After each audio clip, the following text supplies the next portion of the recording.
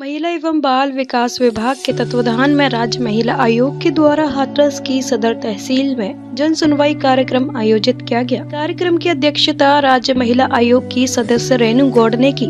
इस दौरान उन्होंने महिलाओं की समस्याएं सुनी और संबंधित मामलों में उचित कार्रवाई का भरोसा दिलाया। जन सुनवाई में घरेलू हिंसा, पारिवारिक कलह और भूमि विवाद से जुड़े कई मामले सामने आए। आयोग की सदस्य ने दोनों पक्षों को धैर्य पूर्वक सुना और समझाइश के माध्यम से कुछ मामलों का काल समाधान भी कराया। शेष मामलों के लिए उन्होंने मौजूद प्रशासनिक और पुलिस अधिकारियों को निर्देशित किया कि वे शीघ्र जांच कर कार्रवाई सुनिश्चित करें। रेणु गौड़ ने भूमि विवादों में झूठे आरोप के मामलों पर चिंता जताते हुए कहा कि बिना कारण छेड़खानी जैसे आरोप लगाना गलत है। इससे निर्दोष लोगों का जीवन प्रभावित होता है। महिलाएं अपने अधिकारों के प्रति सजग रहें, लेकिन झूठे आरोपों से बचें। उन्होंने ये भी कहा कि गंभीर मामलों में यदि आवश्यक हुआ तो वह स्वयं स्थल निरीक्षण करेंगी। कार्यक्रम में विभिन्न सरकारी विभागों के अधिकारी, पुलिस विभाग के प्रतिनिधि और स्थानीय महिलाएं बड़ी संख्या में उपस्थित रहीं।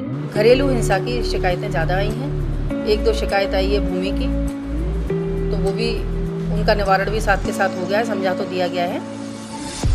आगे अगर कुछ ऐसा विवाद होगा तो मैं वहाँ गांव भी जा कर के उनका वहाँ निवारण जाके करवा के आऊँगी।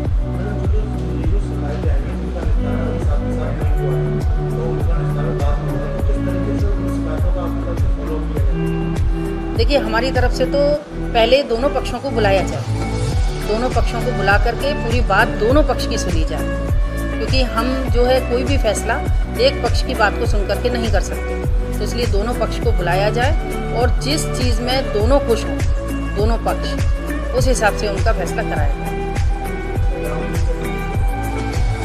महिलाओं के लिए संदेश देना चाहूँगी कि कहीं भी किसी भी भूमिका या किसी भी झगड़े की कोई भी शिकायत है तो उसमें अपनी अपनी बेटियों को, जैसे माता पिता आगे कर देते हैं कि झगड़ा किसी बात पर है और नाम लगा दिया जाता है कि छेड़खानी का जो मुकदमा लिखवा दिया जाता है, तो उसको इस तरीके से ना लिखवाएं। इससे किसी का जीवन खराब हो सकता है। विवाद जिस बात पर है केवल उसी विषय पर बात करें। बाकी लड़कियों की छेड़खानी अगर हुई है तो सच लिखाएं, अगर नहीं हुई है तो केवल मुकदमे की बात करें, जो विषय है उसी पर चर्चा करें।